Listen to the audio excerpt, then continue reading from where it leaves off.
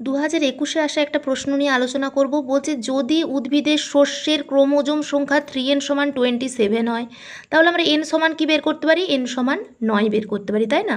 তাহলে ওই উদ্ভিদের ডিম্বাণুর ক্রোমোজোম সংখ্যা কত? আচ্ছা, এটা জানতে গেলে আমাদেরকে কি জানতে হবে? যে ডিম্বাণু যে আছে, ডিম্বাণুর যে ক্রোমোজোম সেটা কিসে থাকে? হ্যাপ্লয়েডে থাকে, না ডিপ্লয়েডে থাকে, নাকি ট্রিপ্লয়েডে থাকে, সেটাই আজকে শিখব। তাহলে দেখো, এটা খুব সহজ। যদি উদ্ভিদের শস্যের ক্রোমোজোম সংখ্যা 3n সমান 27 হয়, n সমান আমি 9 বের করেছি, তাহলে উদ্ভিদের ডিম্বাণুর ক্রোমোজোম সংখ্যা কত হবে? তার আগে জানতে হবে শস্য, যে শস্য হয়, শস্যের ক্রোমোজোম সংখ্যা সবসময় 3n থাকে, অর্থাৎ ট্রিপ্লয়েডে থাকে। তাহলে যদি n সমান 9 হয়, তাহলে যদি এখানে চাইতো শস্যের ক্রোমোজোম সংখ্যা, তাহলে কত হয়ে যেত? 87 থাকতো। 3n সমান 27, মানে 3n থাকতো, 3 × 9 হয়ে যেত। দেহকোষের ক্রোমোজোম সংখ্যা কিসে থাকে? 2n, অর্থাৎ ডিপ্লয়েডে থাকে।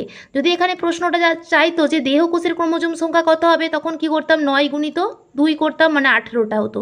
এবার এখানে চেয়েছে ডিম্বাণুর ক্রোমোজোম সংখ্যা। ডিম্বাণু বা যে পরাগরেণু থাকে তার ক্রোমোজোম সংখ্যা সবসময় কিসে থাকে? না হ্যাপ্লয়েড সেটে থাকে, অর্থাৎ এনে থাকে। অর্থাৎ এখানে ডিম্বাণু চেয়েছে, অর্থাৎ n সমান 9, 9ই হয়ে যাবে এর উত্তর। তাহলে দেখো, এই প্রশ্নটা আশা করি তোমাদের ক্লিয়ার হলো। তাও আমি একবার বলে দিচ্ছি। না, যদি উদ্ভিদের শস্যের ক্রোমোজোম সংখ্যা 3n সমান 27 হয়, তাহলে ওই উদ্ভিদের ডিম্বাণুর ক্রোমোজোম সংখ্যা কত? ডিম্বাণু সবসময় কোন সেটে থাকে বললাম? হ্যাপ্লয়েড সেটে থাকে। হ্যাপ্লয়েড বলতে এনে থাকে।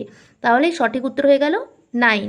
এবার ধরো কোনো প্রশ্ন দিত যেখানে বলতো শস্যের ক্রোমোজোম সংখ্যা কত বা দেহকোষের ক্রোমোজোম সংখ্যা কত, তাহলে আশা করি তোমরা কিন্তু বের করে নিতে পারবে। যেখানে যেটা দিয়েছে n সমান বের করবে, তার সাথে এটা 3 গুণ করে দেবে, দেহকোষের চাইলে 2 গুণ করে দেবে।